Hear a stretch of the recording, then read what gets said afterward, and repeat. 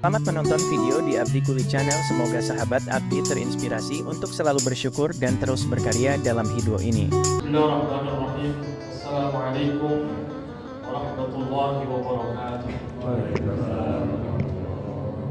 Alhamdulillah, wassalatu wassalamu ala rasulillah Sayyidina Muhammad ibn Abdullah wa ala alihi wa sahbihi wa man tabi'ahu wa wala.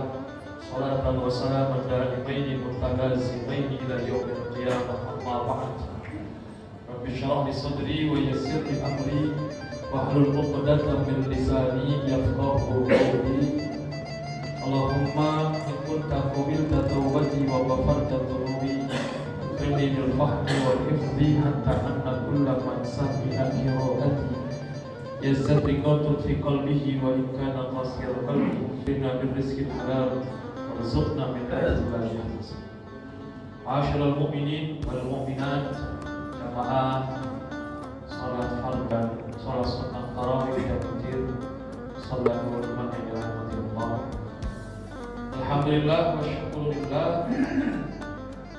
di malam yang ke-13 ini Allah Subhanahu wa taala masih memberikan kesempatan kepada kita untuk melaksanakan salah satu qiyam Ramadan. Setelah kita laksanakan salat Isya, akan kita lanjutkan dengan salat sunnah tarawih dan salat sunnah witir. Mudah-mudahan qiyam Ramadan kita diterima oleh Allah Subhanahu wa taala. Ibadah puasa kita 12 hari Ramadan tahun ini mudah-mudahan juga diterima oleh Allah Subhanahu wa taala. Hadirin hadirat yang dirahmati Allah, dalam setiap perintah yang Allah Subhanahu wa taala perintahkan kepada kita hamba-hambanya dalam hal ibadah, dalam melaksanakan kewajiban, di dalamnya terkandung dimensi vertikal dan dimensi horizontal, ataupun bukan hanya sekedar ibadah ritual, tapi di dalamnya juga terdapat ibadah sosial. Seperti misalkan Allah Subhanahu wa taala perintahkan kepada kita untuk melaksanakan ibadah salat. Dalam salah satu firman-Nya dalam surah Al-Ankabut ayat 45 Allah katakan, innas sholata tanha 'anil fahsya'i wal munkar. Bahwasanya salat itu mencegah perbuatan fahsya wal munkar. Ada ulama yang menafsirkan al-fahsya itu adalah perbuatan keji, perbuatan buruk, perbuatan dosa yang merugikan diri sendiri. Al-munkar adalah perbuatan dosa, perbuatan buruk, bukan hanya merugikan diri sendiri, tapi juga merugikan orang lain dan lingkungan. Jadi orang yang betul-betul melaksanakan sholat, maka akan terbina dalam dirinya, terjaga dari perbuatan fahsya, perbuatan dosa yang merugikan dirinya sendiri, juga perbuatan munkar yang bisa merugikan orang lain dan lingkungan. Jadi sholat mendidik kita untuk sholat secara ritual, juga sholat secara sosial. Ibadah haji pun demikian. Ketika kita melaksanakan ibadah haji atau umrah, ketika ihram sudah kita kenalkan, maka ada larangan-larangan tertentu yang tidak boleh dilakukan, yang apabila dilanggar akan dapat denda atau dam. Di antara larangan orang-orang yang sedang ihram di tanah suci adalah membunuh binatang, melakukan merusak tanaman, ataupun juga melakukan hal-hal yang sifatnya permusuhan, pertengkaran sesama jamaah. Artinya, orang yang betul-betul melaksanakan ibadah haji ataupun umrah bukan hanya ritual yang dilakukan, tetapi secara sosial pun juga demikian.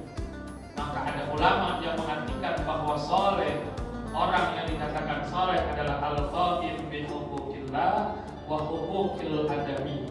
Orang yang melaksanakan hak-hak Allah, kewajiban dia sebagai hamba Allah, juga melaksanakan hak-hak manusia dan lingkungan di sekitar. Buat apa kalau sholat rajin, jamaahnya rajin, tapi sama tetangga nggak mau kenal? Urusan sepele kadang-kadang menjadi masalah besar. Ya, berarti dia belum melaksanakan perintah Allah sepenuhnya, baru bisa secara ritual, tapi belum bisa secara sosial. Begitu juga ibadah puasa.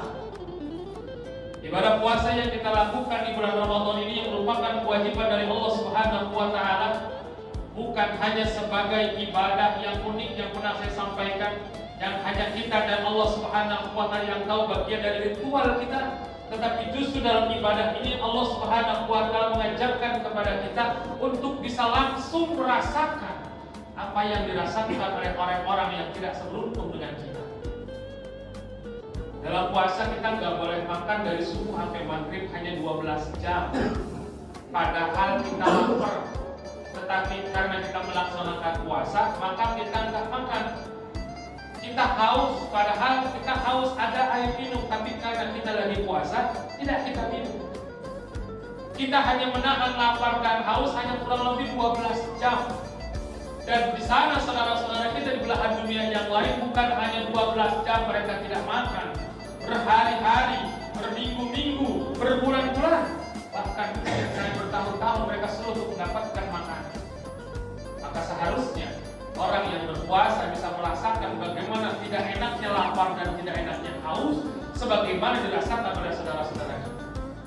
Dan timbullah dari orang-orang yang berpuasa itu rasa simpati dan empati kepada mereka. Maka ada keinginan dan kemauan untuk mau berbagi dari apa yang dia punya untuk orang lain yang salah satu contohnya, ketika kita merasakan tidak enaknya lapar, maka kita ingin berbagi kepada orang yang ingin melepaskan dari rasa laparnya. Kapan? Ketika waktu berbuka puasa. Rasulullah Shallallahu Alaihi Wasallam memberikan reward dalam sabdanya kepada orang yang mau berbagi dari apa yang dia punya, dari makanan yang dia punya, untuk diberikan kepada orang lain. Man fattara sha'iman falahu mithlu ajrihi ghairu ayyan kusami ajri sha'imi syai'. Orang yang memberikan makanan untuk berbuka puasa kepada orang yang berpuasa, maka dia mendapatkan pahala orang itu. Jadi orang yang puasa lagi buka kita kasih makan, maka pahala puasa yang dia dapat ada copy paste-nya buat kita. Ghairu ayyan kusami ajri sha'imi syai'un, tidak sedikit pun mengurangi pahala puasa orang tersebut. Jadi kalau satu orang kita kasih makan untuk berbuka puasa, entah itu bentuknya takjil, makanan, minuman, bahkan mungkin nasi kita berikan kepada orang tersebut untuk berbuka, maka pahala puasa dia pun akan di-copy paste buat kita. Semakin banyak orang yang kita berikan untuk berbuka puasa dalam bentuk makanan, minuman, maka semakin banyak copy paste pahala yang kita dapat. Ada sultan ulama yang bernama Al-Imam Syekh Izzuddin Ibnu Abdissalam.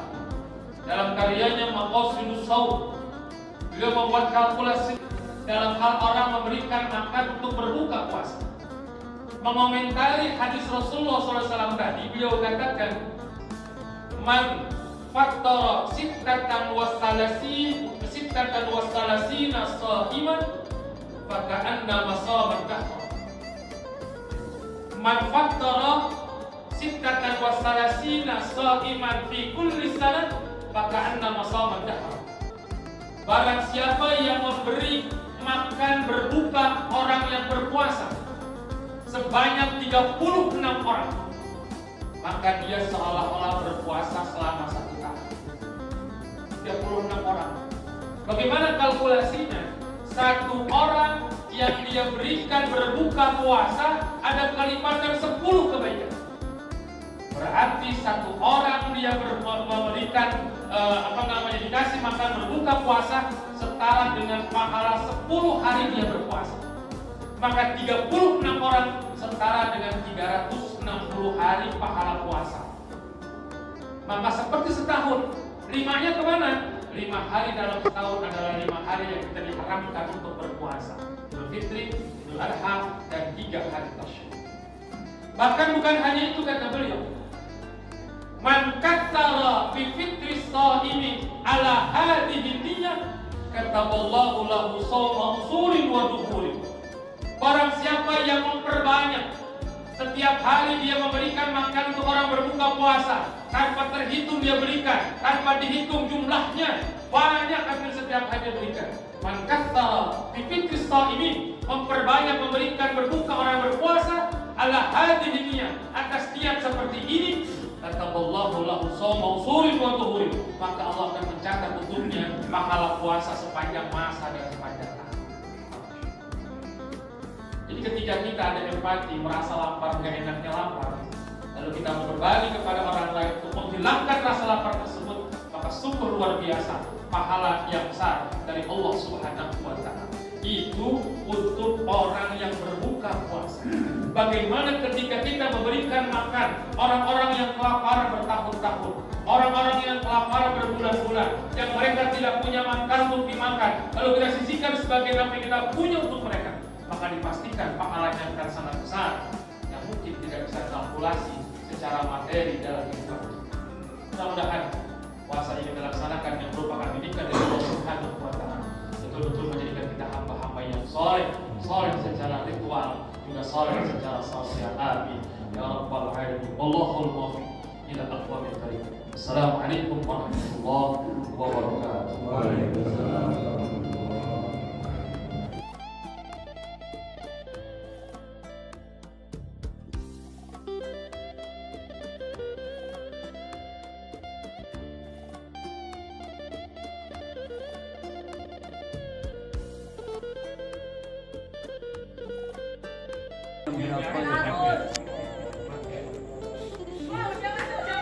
Alhamdulillah dapat 280.